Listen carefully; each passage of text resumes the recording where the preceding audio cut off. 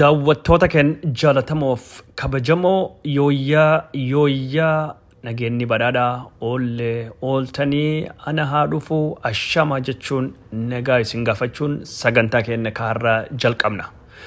Gaafiif deebiin Jawaar Mohaammed gaazexeessaa gameessa RTV Darajjee Haayilee waliin godhee mata duree guddaa ta'uun nama wal haasofsiisaa, wal mari'achiisaa, wal falmisiisaa jira.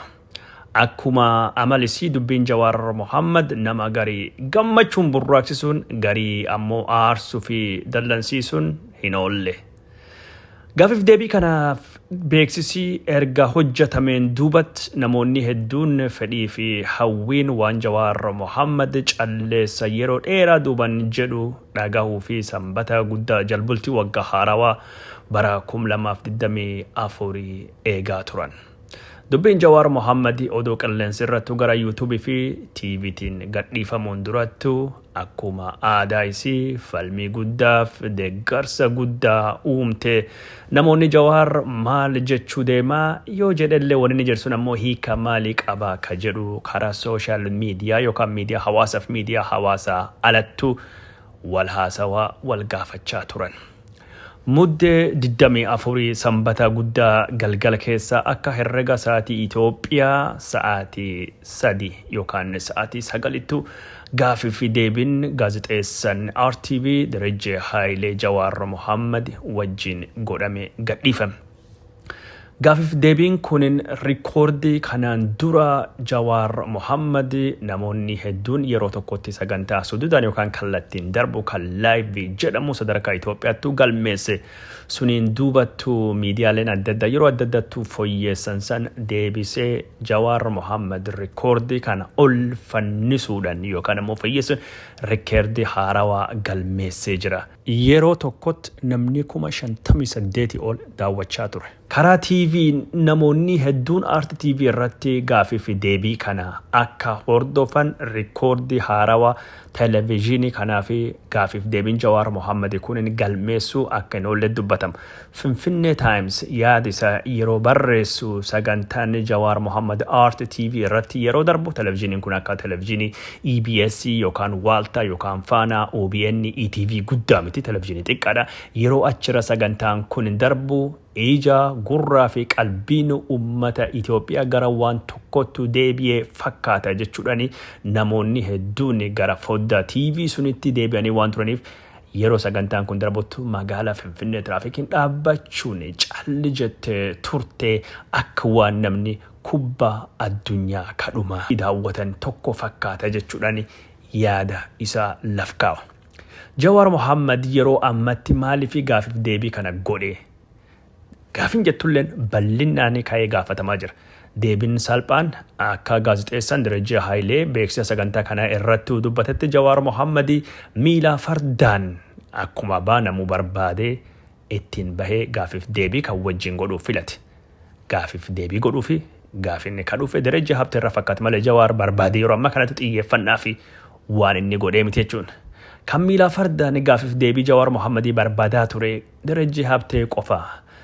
Deebiin kanaaf ta'uu dandeetu Jawaar Mohaammed maaliif gaazexeessaa kan filate ka jedhu ka jalqaba gaazexeessaan kun nama beekamaa jaalatamaa nama yaadii isaa siyaasa Itoophiyaa ka baay'ee gargari faffaca'ee mirgaa fi bitaa dhiifame keessattu yaada jiddu galeessaa qabu kan fakkaatu namni kun gaafiif deebii kan keessatti Jawaar Mohaammed nama dinqisiifatu fakkaata. Nama Jawaar Mohaammed yaada gaarii isaaf qabu fakkaata. Kanaan durallee ta'u Jawaar Mohaammed biyya hin baane Jawaar Mohaammed wal argee akka mana Jawaarittu Jawaar simatee Jawaar wajjin haasawa yeroo gaarii qabaatee ilaalchi inni duraan Jawaariif qabu jijjiirame nama fakkaatu tokko ta'etu dubbata. Jawaar Mohaammed gaafiif deebii kan ammatti godhuuf maaliif filate? Jalbultii waggaa haarawaatti dhaamsa dabarfachuuf deeggartoota isaa kaamileen gabbuu onnachiisuuf ummata Oromoo yeroo rakkisaa kanatti dadammaqsuuf abdii itti horuu fi gaafiif deebii kana kennu hin oollee jechaa jiru. deeggartoota fi jaalattoota Jawaar Mohammadiitiif kun kennaa waggaa haarawaa dhaamsa abdii isaanitti hore. Warri biraa ammoo warri faalla Jawaar Mohammadi dhaabbatanii Jawaar Mohammad an hin jira jechuu fi xiyyeeffannaa miidiyaa argachuu fi kan dhufe malee waa takka hin fidu wama hin jijjiiru jechuudhaani Jawaar Mohammadi qeeqaa jiran. Keessattuu yeroo sochiin faannoo jabaate mootummaa Abiy Ahmed gatan tarsiistee afaan hallayyaa geessaa jirtu kanatti Jawaar Mohammad mootummaa Abiy Ahmed dandamachuu fi dhufe. Kanaaf Jawaariif Abiy illeen wajjiin dhidhima seenu jechuudhaani Jawaar xiyyeeffannaa argachuu fi godhu malee mootummaa Abiy Ahmed dandamachuu hin danda'u jechuudhaan ofiiftuu baqatee Naayiroobii jira. Abiy illeen gaaf tokko baqachuun isaa hin oolu. Kanaaf qabsoo faannoo dubatti hin deebisuu jedhanii dubbatanii. Warri biraa ammoo Jawaar Mohammad uummata Oromoof dhaamsa dabarsuu fi dhufe. Uummanni Oromoo akka hubatutti uummati Itoophiyaa bal'inaan akka hubatutti Jawaar Mohammad taanaan ammallee qabsoon Abiy Ahmed jijjiiramee akka barbaadam deemuu baatullee gatantarullee karoora biraa qabna. Karoora lammaffaattu jira. Jawaar Mohammad Abiy Ahmed Oromoon akka tokkotti waliin dhaabbattu waliin jirti waan jedhu dabarsuu fi keessattuu Abba Duulalleen dhuma baatii bara 2023 keessatti waan wal fakkaataa dubbate. Jawaarilleen ammaan tana dhufe dubbachuun isaa ammallee taanaan manni Oromoo diigamee hin jiru. Abiy odoon jiraanneyyuu Oromoon pilaanii yookaan ammoo sagantaa waan harki isaanii seenaa akka harkaa hin baane godhuu qabdi jechuudhaan karaa suniin dubbachaa warri jirutu jira. Akka cufaafuu ijaa fi gurri uummata hagana gahuu kun Jawaar irra jiraachuun Jawaar Mohammad gaafa dubbatu dhiisa gaafin dubbanneeyyuu mata duree ta'uu akka hin oolle agarsiisu. Jawaar gaafin dubban maa hin dubbanne maaliif callisa maaltu afaan qabe Jawaar maal jedhe Jawaar maal yaade Jawaar maal keessa jira jedhanii warri is jaalatuuf kaa'isa jibbulleen dubbatanii warri isa jaalatu Jawaariif yaaddahanii dubbatanii warri isin jaalanneelen dubbiin Jawaar gurratti nama mi'oofti nami dhagahu waan fedhuuf buddeena godhatanii yuutuubii irraa wabbufachuuf Jawaar asiin bahe achiin bahe akkas jedhe jechuun dubbii Jawaar qofa osoo hin taane dhuufuun Jawaarilleen kan warri takka dhagahin been mata duree guddoo taate yuutuubii irratti isaaniif liqimsaa buddeen taate jiraachisaa jirti. Jawaar Mohammad akka nama dubbatu tokkotti dubbiin isaa dubbii jabduu dhama qabdu yookaan immoo madaallii kaastu kafaranjiin heavy weight ittiin jettu sun. Gaafiif deebii kana keessatti Jawaar Mohammad akka malee of eeggannoon qabbanaahee suuta jechuun waan dubbate fakkaata.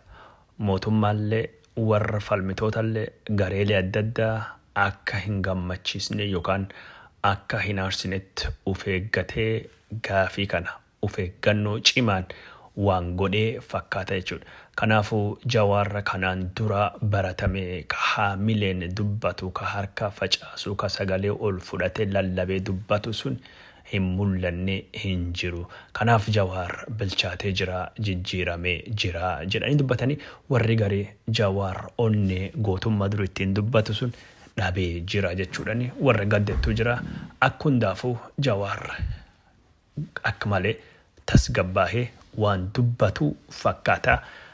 Derejeen yookaan ammoo gaazexeessaan kun waa hedduu gaafatullee Jawaar of eeggannoon of qusachuun waan adda addaa deebii kennuu dhiisuni bifa biraatiin bifa abshaala qabu gaafin deebisuun yookaan yeroo garii ammoo deebii akka fedhe barbaadutti deebisuudhaan bilchalaa fi qarooma siyaasaa qabu agarsiisuun nama jechuun dubbii karaa adda addaatii hubachuu danda'u. Dubbii akka dhuunfattuu osoo hin taane dubbii dhuftallee fugguu akka ittiin dhalchisanitti jira jechuudhaanii dubbii mataa fi manyee wal mursee dubbachuu danda'u. Nama ogummaa siyaasaa cimaa kennaa guddaa rabbiin kenneefi qabu jechuudhaanii warri garii faarsaa ture. Jawaar ayyaan laallattuudha. Ammallee Abiyyi wajjin wal dhabuu hin barbaanne. Kanaafuu dhugaa jirtuu awwaalee dubbachuu hin barbaanne bira babbahee qaqqabatee dabree nama hunda biraayyuu nama jaalatamuu fi carraaquu. Kanaaf Jawaar namni nama hunda bira jaalatamuu barbaadu tokkoon hin jaalatamu jechuudha. Warri garii isa qeeqaa jiranii kan eegii jenneen dubattu gara qabiyyee gaafii fi deebii sun itti dabarree maaltu gaafatame Jawaar akkamittu deebise kaa jedhu dubbachuu deema. Waan as keessatti jedhu hedduun isaa waan gaafatamee fi Jawaar dubbate xiinxalli mataa kiyyaa yoo barbaacha ta'e tokko lama akkasii akkas jedhee sun ibsu deema. Gara gaafiif deebii Naayiroobiittu gaazexeessaan beekamaan RTV obbo Derejjee Hayilee Jawaar Mohammad nama siyaasaa Oromoo ka jijjiiramii kun akka dhufu keessatti gumaacha garuu ammaan tan calleesse filate waggaa tokkoon dubbatu dubbis kanattu deemna. Gaazexeessaa Derejjee Hayilee gaafiif deebii Jawaar Mohammad waliin godhe keessatti ajjeechaa Hacaaluu Hundeessaa gaafachuun jalqabe. Waxabajjii 29 guyyaa wiixataa galgala Hacaaluu Hundeessaa ajjeefame sun nutti himechuun gaafata. Jawaar guyyaa sun akka nama waliin oole dubbachuun keessummaa sun geggeessan duubatti hoogganaan mootummaa tokko itti bilbilee Hacaaluun rukutamee jira jedheen. Jawaar guddoo akka rifatee dubbachuu dadhabee daqiiqaa 5 dubbata. Maaliifi Hacaaluun uummata keenyaaf nama akka ijaa agartuu ijaa qaroo ijattuu nama laalamu nama fakkeenya gaarii tahee akka tahettuu dubbata. Jawaar Mohammad achiin dubattuu bakka daddattuu bilbilee hoggansa mootummaa wajjin akka dubbate borittuu Jawaar Mohammad akka jedhutti geggeessan kabajaa sirna mootummaatiin godhamaa fi qormaatii ni godham waan jedhu dhagahee rafe. Yoo bulammoo reeffi Hacaaluu Hundeessaa garamboottu geeffamee awwaalama waan jedhu dubbatame. Jawaar ganamaan ka'ee bakka reeffa san deemee reeffa geggeessuuf ammoo deemanii karaan cufamee reeffi gad deebi'ee Jawaar faati Finfinneetti dhufanii achiin duubatti dubbiin warra gara hidhaa deemuu akka taate dubbatama. Jawaar Mohammad yeroo sanittuu haala hidhaa san dubbate ture. Namni du'e namni miidhame ni jira jedhamee kan gaafatamu. Haga Jawaar to'annoo jala ooluttu namni du'e namni miidhame hin jiru. Garuu haali balaa guddoo uumuu akka danda'u waraani 500 ol akka ta'e akka jiru poolisiin Oromiyaadhaan akka jiru eegdonni isalleen ka qawwee qaban akka jiru dubbata. Eegdonni isaa qawwee hiikkatanii achiin dubbatti waraanii akka achi bahuu godhamee poolisii Oromiyaatii fi harka kennatanii to'annoo jala Jawaar Mohammad faati uf oolchan jechuudha. Humni sadittuu jira jechuudhaan Jawaar Mohammad humni yeroo sanittu jiru haala gos kanaatiin dubbatama. Achiin dubbatti Jawaar Mohammad faati gara mana hidhaa geeffamanii haga Jawaar jiru sunitti namni tokkoleen akka hin duune dubbatama. Achiin dubbatti poolisiin tokko du'ee yookaan uf ajjeese waan jedhu akka dhagahee dubbata. Jawaar Mohammad ajjeecha Hacaaluutiin wal qabatee Derejjeen deebii irraa argachuu fi carraaqullee anin sa'aatii 24 gadittuu hidhamee waan jiruuf waan hedduu hin beenne jetteen seetiin haasa'uu hin barbaadu jechuudhaan gara keessa seenee waa hedduu haasa'uu hin barbaanne qaama kamiyyuu mootummaalee tanan qaama biraafillee itti gaafatamummaa kennuu hin dandeenye. Kun kanaan durattuu ajjeechaan Hacaaluu ajjeecha siyaasaa yookaan political assassination Jawaar jedhanii ka warri biltsiginnaa haasawaa tursun ammatti haala gos kanaatillee hin jenne. Gara biraatiin ammoo ajjeecha Hacaaluutiin wal qabatee shira jiruun Jawaar shakkamaa akka jirullee waan sallee tokkollee hin dubbanne. Garuu ajjeechaan Hacaaluu dhugaan Hacaaluu haqii Hacaaluu akka hin baane gaafa tokko akka haqii isa bahuu dubbatee jira. Haqii Hacaaluu hin baane jechuudhaan kan caalaa odoo hin dubbanne gara dhimma biraattuu darbee jira. Dhimma biraa ka jijjiiramaan wal qabatu gaafii hedduu gaafatamee jiru. Sun keessaa gaafiin tokkinee ka inni gaafatame gaafii obbo Lammaati. Obbo Lammaan maaltu jira? Jawaar Mohammad barbaaddee isa hin gaafattu waan jedhu waan gosuni deebii kenne. Kunaaf shaalummaa deebisuuf waan tahe jechuudha. Siyaasaa keessa bahee jira waan jedhullee gaafatamee ture. Kanallee Jawaar Mohammad hin deebisne osoo hin deebisnu oolee dhimma lammaa yookaan dhimma namaa osoo hin taane dhimma bal'aa akka tahettu akeekuudhaan Jawaar Mohammad dhimma suni bal'isee dubbate jechuudha. Saniin wal qabatee gara dhimma biraattuu deemame hidhaa Jawaar Mohammadiitiif Jawaar Mohammadii hidhaa irra bahuun wal qabatee Darajjee Habtee bilisa taatee gadhiifamtu moo araaran gadhiifamte moo maaliin gadhiifamtee gaafii jedhu gaafate. Jawaar Mohammad gaafii kanaaf deebii kennu yeroon na gadhiisee yerootu na hidhe gize waan jedhu dubbate. Kuni namticha ammoo seeqachiisee ofillee Jawaar seeqachiisee jira. Jawaar Mohammad yoo gize jedhu mata namichaa keessatti akka naaf fakkaatu baalee gize waan jedhutu fakkaate. Garuu yeroo na hiisisee yeroo na hiikee jedhe dhumirrattuu addeesse. Kun jechuun maali? Gaaf na hidhuu qabanittu na hidhanii gaaf na hiikuu qabanittu na hiikanii. Anin ajjeecha Hacaaluutiin wal qabate rakkoo hokkara uume na hidhamullee na hidhuun kan murtaa'e an filannoo keessa seene jennaan akkan filannoo keessa hin seene na godhuu fi na hidhanii filannoon sun darbee yeroon isa darbee jennaan ganna dhiisan jechuudhanii wanni inni hidhameef yookaan hidhaan isa hiikaa siyaasaa akka qabu akka fakkaatu Jawaar Mohammadii haala gos kanaatiin dubbatee ture.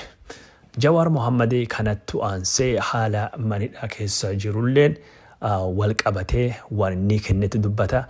Jawaar Mohammad Jawaarin dhikkifatu, ka dhawatu, ka onneen dabbata, ka harka facaasa, ka afaan isaatiin bombii darbata yookaan bombii tufaas sun Jawaar Mohammadi sun maa hin jirre waan jedhu. Jawaar manidhaa seenee jennaan akka malee rafe jedha. Achiin duubatti manidhaa keessa yeroo turre sun televezyiinii adda addaa hin jiru garuu kan mootummaattu jira. Yoo daawwatu gaafa waraanni Tigraay ture nama nagaa kan inni beeku isaanii maraatu arge. Biyyitii gubachuu arge. Gaafa manidhaa hin seeniin durattu balaattu duumansaahee gaafa jechuun nu manidhaatii baan biyyitii balaa hamaa keessa seenti. Kanaafuu dubbachuun kiyyin dubbii hammeessaa beenzila akka ibiddirraa firfirsuu waan taateef callisuu fi filadhee jechuun Jawaar Mohammadii dubbata. Nama afaan si qabe si luugettu luugama afaanis si godhettu jira ka jedhee gaafatam. Lakkii wanni gos kana hin jiru anattuu filate waan jedhu Jawaar Mohammadii deebii kennee jira. Odoo silaa wanni akkasii jiraatee aanin nattu hammaatayyuu callisnaan jennaan nama morkaati nattu hammaata hin callisu waan jedhu waan gossunii dubbatee jira. Jijjiirama ammaan tana dhufeen wal qabate jijjiirama eenyutu fidee jijjiirame kunin jijjiirame eenyu waan jedhu abbaan itti eenyu ka jedhu. Kanaan duratti maali Jawaar waan adda addaa dubbachaa ture anattu kaalkuleetarii uume jijjiirama kana nuttu fide nuttu karoorse waan jedhu. Jawaar mootummaaf godha mootummaa lamattu jira. Innillee mootummaaf biraaf godhe ka jedhu wal qabatee gaafisuun fakkaattu. Lammaa Magarsaa fi Abiy Ahmed hoteelii tokko keessatti jijjiirama nuttu fide Jawaar duuban jira waan jedhu dhagaanii jiranii. Kan akkamittu laaltaa jedhamee gaafata. Jawaar Mohammad jijjiirami kun jijjiirama namni tokko fide miti jijjiirama uummataati. Jijjiirama nam tokkooti miti nama 5,000 olitti lubbuu itti gabbaree lammiileen miidiyootatti dhiyaatan yookaan miidiyoota keessattuu hirmaatanii jiranii.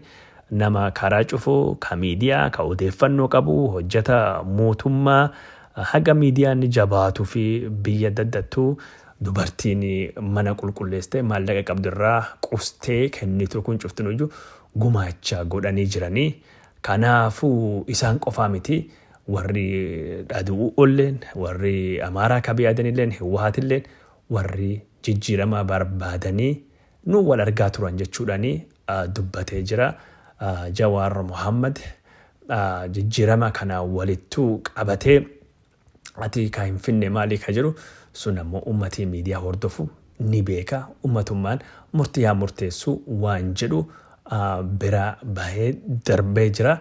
Jawaar Mohammad gaafii gara jijjiiramii kun dhufuutanii walittuu qabatee hiwwahaati jijjiiramii kun akka dhufu gumaacha guddaa taphatee jira. Walgahiin dhumaa keessattuu warri godhate walgahii dhumaa kan Ihaadigii jechuun hawaasa godhamsun jechuu isaati akka malee murteessa aangoo gadhiisuu fi warri murteessuu warra waan akka malee dinqisiifatamuu qabu waan biyyallee dandamate natti fakkaatee jechuun Jawaar Mohammadii dubbatee jira.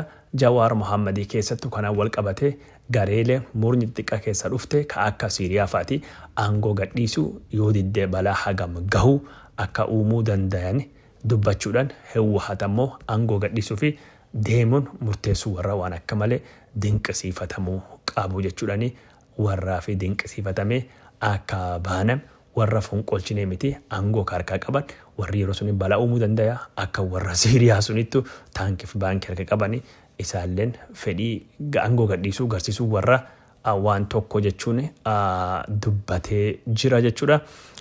Jawaar Mohammadii dhimma kana qofaa miti ka dubbate dhimmoota hedduu dubbatee jira.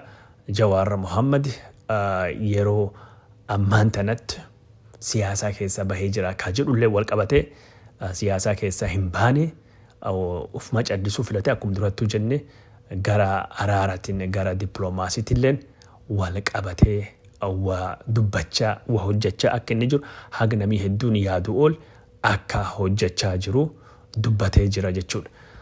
Jawaar haala ammaan tan biitiitti jirtulleen wal qabatee waan hedduu dubbatee jira. Garuu suniin durattuu jijjiirama ammaan tana dhufe kana jijjiirama fiddane kana itti boontaa waan jedhamu Jawaar gaafatame ture. Jawaar kanaan walittuu qabatee akka jedhutti wanni ammaan tana jiru jijjiirame ammaan tana jiru kun akka nu barbaanne deemullee baatu jijjiiramaa dhufe jijjiirama yookaan waan goone sanitti gaabbuu akka hin qabne dubbata. Akka gaabbuu hin qabne dubbata. Garuu jijjiiramii barbaadamu karaa inni barbaade sun hin deemne. Waggoota 5 uummanni keenya miidhaa waloo hamaa naasuu rifannoota miidhaa hamaa collective trauma keessa seenee jira. Bala guddootu ummata irrattuu dhaqqabe jira jechuudhaani haala waggaa 5 kan dubbata. Dubbachuun balaan kun akkinni akka malee guddaa ta'ee dubbata. Kanammoo haala adda addaatiin ni mul'ata. Gaafa airportii xayyaaraa keessa seenullee namni adda addaa faati.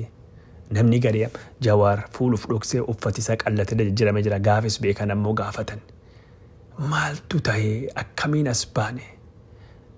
Jawaar Mohammad nama irrattu jechuun boqoo cabuu, qismii cabuu, haamilee dhabuu tokko collective trauma waan jedhu kana namoota irrattu arga. Kanaaf wanni waggaa 5tti dhufe kun ammoo waan guyyaa tokkotu ta'ee miti, waan dhalataa ture, waan mul'achaa ture. Wanni Oromiyaa keessattuu ta'e akka balaan kun dhufti ni mul'isa. Wanni Tigraay illee waraani sun akka hin dhufaa jiru ni mul'isa. Naannoo Amaaraa keessatti wanni ammaan ta'e kulleen balaan akka dhufaa jiru ni mul'isa. Wanni kun cuftin waan furamuu dhaabbachuu danda'a. Ammaan tan Eertiraa waliin gariitti deemaa jiranii wanni keessa jiru kulleen garam akka deemuu dandeettu mul'isa. Kukkuun cuftinu rakkoon yoo hin furan garam akka deemuu dandeettu agarsiisa jechuun Jawaar Mohammadii dubbachaa ture. Waan kana waan gara waraan biitiitti deemtu keessattuu Tigraay wajjin kan cufaayyuu arge dippiloomaatota wajjin akka dubbate dippiloomaatonni keessa tokkini dippiloomatiin biyya guddaa kan inni maqaa hin barbaanne tokkini ati walitti bu'iinsi keessaa waan baateef waan walitti bu'iinsa yaadda jechuudhaan deebii akka kenneef dubbata. Jawaar Mohammad dhimmi biraa kan inni gaafatame keessa gaafa Abiyyiin dhufe deeggarsi guddaan isaa kenname sun maalidha maal agarsiisaa waan jedhu sun odoo namni biraa dhufe deeggarsa akkasiin argataa ka jedhudha. Ummati dheebuu dharraa jijjiirama qaba. Deeggarsi sunin jijjiiramaaf kennan malee namaaf hin kennamne odoo namni biraallee dhufe haa xiqqaatu haa guddatu plus or minus ta'a malee deeggarsa akkasii argachuu danda'a jechuudhaan fedhii fi dheebuu jijjiirama namni qabu malee filannoo nama tokko akka hin taane Jawaar Mohammadii waan akeekuu dubbatee jira jechuudha. Gara biraatiin yeroo ammaan tana haala biyyattii keessa jirtu Troomaa yookaan ammoo dallansuu rifannoota miidhaa waloo kan waggaa 5 jedhu kan agarsiise haala sun akkamiin keessa bahamuu danda'a waan jedhu ka fakkaatullee Jawaar Mohammad mala dhahee jira. Itoophiyaan yeroo ammaan tana biyyi keenya hagaraachin biyya keenya waan jedhu Jawaar Mohammad irra dedeebi'ee dubbata. Barbaachisummaa araara kan nagaa irra dedeebisee dubbataa jira. Waraanii Itoophiyaan goote biliyoonii $30 lubbuu nama hedduu kasaaraa guddaa Tigraay, Amaaraa fi Oromiyaa keessattuu sababa walitti bu'insa irraa dhaqqabee jira. Kun ammoo biyyi keenya kan inni ittiin jedhu humni isii xiqqeessee jira. Karaa dippiloomaasiilleen karaa adda addaalleen biyya dadhabsee akka jiru Jawaar Mohammad akeekee jira jechuudha. Yeroo ammaan tana sababa waraana walitti bu'insa kana wal qabatee Jawaar Mohammad wanni biraa kan inni jedhu mootummaallee humni isaa baay'ee gabbu'ee jira. Warri mootummaa garagalchina jedhulleen humni isaa gabbu'ee jira. Qawween homaa hin fiddu, qawween fala hin fiddu, jijjiiramii qawween dhufan jiru. Mootummaan waggaa 5 ol Oromiyaa keessatti lola godhu mo'achuu hin dandeenye. Tigraay keessattuu mootummaan hin mo'annee jira jedhee jira. Amaaraa keessallee waan kana humnaan furuun hin danda'amu. Warri mootummaa qawweenii aangoo irraa buusne jedhulleen qawwee waraaleen akka yaadame fala akka hin finne Jawaar Mohammad dubbate biyya kana dandamachuu fi karaan baasuu karaa marii jechuudhaan irra dedeebi'ee dubbatee jira jechuudha. Jawaar Mohammad kan irra dedeebi'ee dubbachuun mootummaan qawween akka fedhetti nama ukkaamsee muquqqaalee nama bulcha jedhu sun akka jiraachuu hin dandeenye gadaan gosunii dabarte jirte. Gadaan abbaa irrummaa dabarte jirte jechuudha. Mootummaan ammaan tana jiru ka Itoophiyaa kun abbaa irreeyyuu ta'uu akka hin dandeenye dubbata. Jawaar yeroo kanattu yeroo ammaan tana bulchiinsi jiru kun anokraasii jechuudhaan dubbatee jira. Gara birattu ammoo irruma deebi'ee bulchiinsi ammaan tana jiru kun abbaa irree dictatorshipii yookaan ammoo abbaa hunda ukkaamsee qabatu totalitarian osoo hin taane anarkii jedhee jira. Jechoonni Jawaar dubbate kun lamaan anokraasii fi anarkii ka jedhu lachuu wal dhaba. Anarkii jechuun mootummaa sirni dhabeessa seera dhabeessaa ka seera dhabummaan fudhate jechuudha. Anokraasii jechuun gam tokkoon demokraatawa gam biraatiin abbaa irree dimokiraasii hojjeta ka garuu abbaan irree mataa itti ta'a ka gosuuni jechuudha. Wanni kun lamaan jechi kun waan irraa wal dhahee yookaan ammoo Jawaar Mohammad beekee dubbate ta'uu danda'a. Anna fakkaata jechi anokraasii jedhu kun derejjeellee waan galattiin fakkaatu anarkiillee jedhu derejjeen anarkiin beekee jira. Anokraasii fi anarkiin maal akka ta'e gaafanne callisee dabarsee anarkii waan jedhu waan ibsu fakkaata Jawaar Mohammad. Fedhiin isaa kan amantana anarkii jechuun seera mootummaa abbaa irree ta'uu hin dandeenye seera dhabaa jechuudha. Abbaa irree jechuun hiikaa Jawaaritiin kan waan hundaayyuu ukkaamsee muquqqaalee uf jalatti qabatee humnaan qawween bulchuu danda'u jechuudha. Mootummaan Abiy kan amantana waan hundaa ukkaamsee humnaan qabatee bulchuu kan hin dandeenye akka tahee addeessa jira. Kanaafuu Itoophiyaan yeroo hedduu akka dubbatu gurmuu abbaa irrummaa ittiin baattu gurmuu abbaa irrummaa ittiin baadhatu hin qabdu. Siyaasaan Itoophiyaan abbaa irrummaa humni siyaasaa ka saba tokko ka amantii tokko ka gandi tokko ka gosa tokko biyya ukkaamsee bulcha ka jedhu bara Dargiirre bara Mallasaallee bara Haile Sillaaseellee bara Haile Maariyaam Dassaalenyiillee hin taane ammallee hin taatu waan jedhu sun Jawaar Mohammad irra deebi'ee jala taraaruun akka inni dubbate gaafiif deebii kan keessatti hubatamee jira. Jawaar Mohammad akkuma silaa dubbadhetti waan tokko lama kan inni dubbate keessa warri hiwwaatii kanaan dura meqelee galchine kan jedhe dubbasuun ammaan lakkee bifa araaraa fakkaatu tokkoon meqeleettu galanii aangoo dhiisuu warraa suniin gara meqeleettu galuun suniin biyya ka dandamatee fi ka dinqisiifadhu murtii jechuun ogummaa guddaa qabu jedhee dubbatee jira. Kanaan walittuu qabatee Abiy Ahmed illee walittuu qabatee waan inni jejjedhe keessa namuu ammaan tana araara fedha nagaa fedha waan jedhu dubbatee jira. Namuu waraana hifatee jira. Humni jechuun lolaaf fedhii qabu hin jiru. Raayyaan ittisa biyyallee nagaa barbaada. ministeeronni nagaa barbaada waan jedhu dubbatee jira. Muummichi ministeeraallee jedhee Darajjeen gaafate.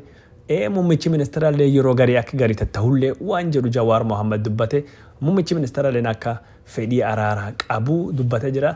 Fedhii araaraa sun ibsuu fi Abiy Ahmed gaafa gara Meqeleettu yeroo marsadhumaa waraana godhamu waliigaltee Piretooriyaatiin duratti godhamu Meqelee deemuu danda'u waraana dhaabee Afrikaa kibbattu waliigaltee sun mallattee sun ogummaa qarooma cimaa agarsiisa jedhee dinqisiifatee jira.